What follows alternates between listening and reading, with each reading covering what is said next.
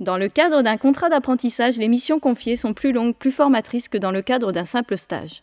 En termes de responsabilité, l'apprenti est un salarié à part entière et identifié en tant que collaborateur. L'apprenti est amené à traiter des dossiers dans leur totalité, ce qui développe son sens de l'autonomie et son efficacité. Notre apprenti au sein de notre structure est une véritable salariée. Du coup, c'est vrai que même ce mot apprenti, on ne l'utilise pas. Notre apprenti est intégré au sein de notre équipe comme n'importe quel membre de l'équipe et vraiment fait partie de l'entreprise. Alors la place d'un apprenti au sein d'une entreprise, pour moi, elle est celle d'un salarié tout à fait comme les autres. Il n'y a aucune différence, sinon son calendrier qui est particulier, mais si on devait recruter un personnel salarié à temps partiel, finalement on se retrouve sur un apprenti.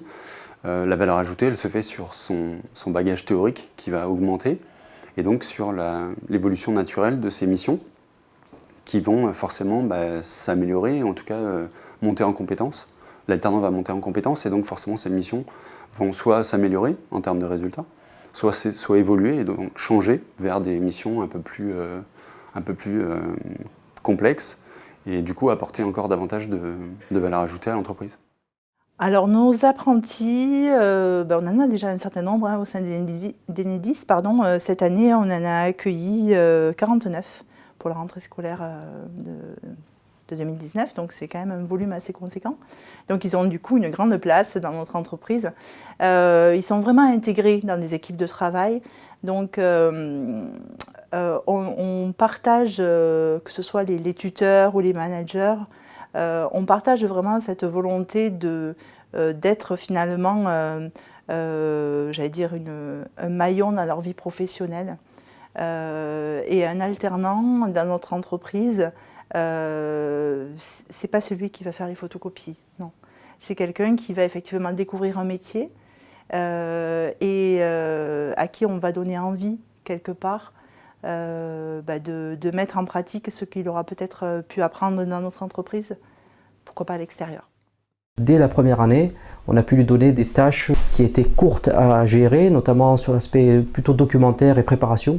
Et plus les périodes passent, on a tendance à lui donner plus des tâches sur lesquelles elle est plus autonome et sur des projets, et les périodes étant plus larges, sur des projets qu'elle peut elle mener seule de A à Z. Donc, alors, il se peut, certaines fois les périodes s'y prêtent bien, c'est-à-dire qu'elle fait la phase préparatoire, elle envoie ça aux études pour qu'il soit validé, et quand elle revient, elle arrive sur la phase chantier, donc elle peut amener le projet jusqu'à la phase chantier et contrôler derrière l'aboutissement du dossier. Dans USAP Formation, il y a différents pôles. Je fais partie du pôle sport et donc je suis au sein d'une équipe de 6 personnes et je suis assistante administrative, ce qui signifie que je viens aider les stagiaires dans tous les aspects administratifs, donc les contrats et tout ce qui englobe l'administratif et un petit peu le juridique. J'ai une diversité de missions, donc on est plutôt polyvalent ici chez Price Comparator. Après, ma mission principale, sont des missions axées autour du marketing, où je gère par exemple le site internet, les réseaux sociaux, tout ce qui est stratégie marketing, mise en place d'événements et de salons.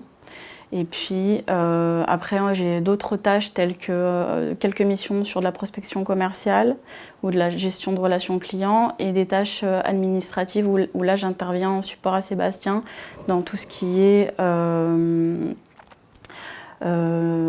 bilan de comptabilité, de traitement de dossiers spécifiques. Voilà.